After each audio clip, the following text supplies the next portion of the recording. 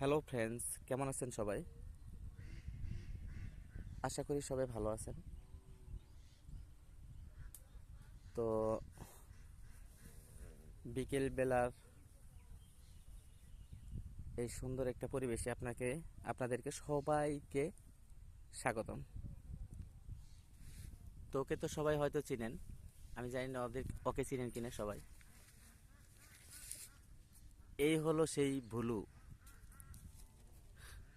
এটাই ভুলু। ভুলু দেখেন কত বড় হয়েছে, এটা কিন্তু ভুলু। আর এই যে একজন, এ হলো বুলেট, মানে বুলুর পিতা যাকে বলা হয়। তো দুপুরবেলা একটু বিকেলে একটু বিলের ধারে চলে আসছিলাম, এমনকি সুন্দরভাবে বসেছিলাম। তো বুলু এবং বুলেট দুজনেই চলে আসছিল আমার সাথে। এই সেই বুলু যাকে নিয়ে আমার প্রথম ভিডিও শুরু হয়েছিল, এটাই বুলু।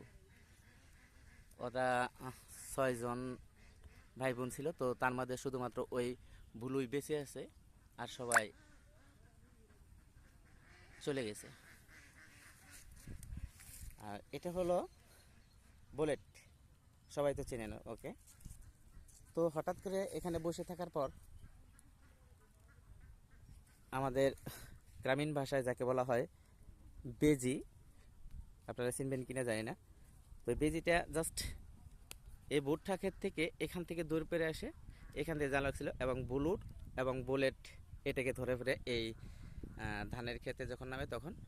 তো দেখেন দুজনে এটাকে টেনে হিস্ট্রি শেষ করে ফেলেছে, বেজিটাকে মেরে ফেলছে, এমনকি দুজনে টেনে।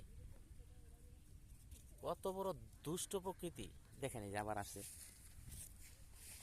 ওরাও একটু খাইছে, এই বেজিটাকে যখন ধরছিল তখন বুলেটের অনেক জোরে একটা কামড় দিছিল, এমনকি বুলুকেও দিছে। কিন্তু বেজিটাকে অনেক চেষ্টা করলাম বাঁচানোর জন্য, কিন্তু ওরা দুজনে কোনোভাবেই ছাড়লো না।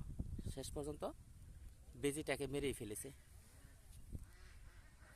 এই বুলু বুলু আর এই বুলেট, এই দুজনে কীরকম দুষ্ট হয়েছে সেটা আসলে বোঝানো যাবে না। দেখেন কীরকম করতেছে। কিছুদিন আগে ওরা কিন্তু আমাদের বাসার ভেতরের একটা শিয়াল আসছিল রাতের বেলা।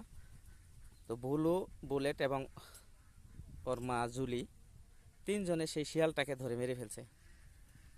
মানে বাসার ভিতর কিছু একটা আসতে দেয় না, এত বড় দুষ্ট প্রকৃতির হয়েছে এই বুলুটা।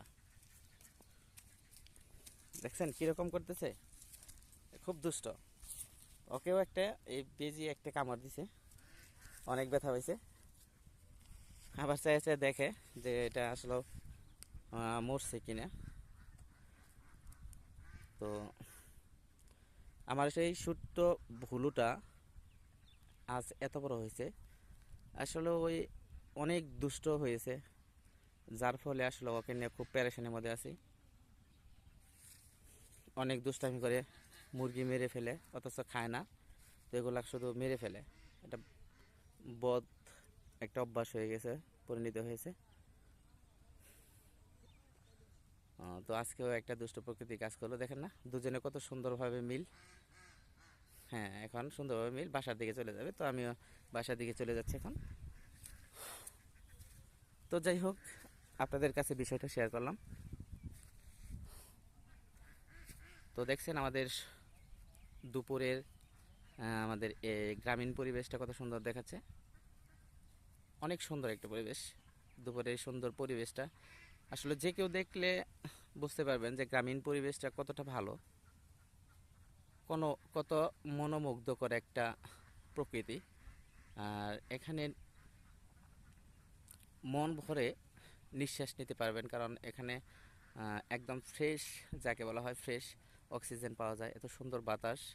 তো আসলে গ্রামীণ পরিবেশে যারা থাকে তারাই হয়তো বুঝতে পারবে যে এমন পরিবেশে আসলে থাকলে কীরকম মনটা কতটা সতেজ হয়ে যায়।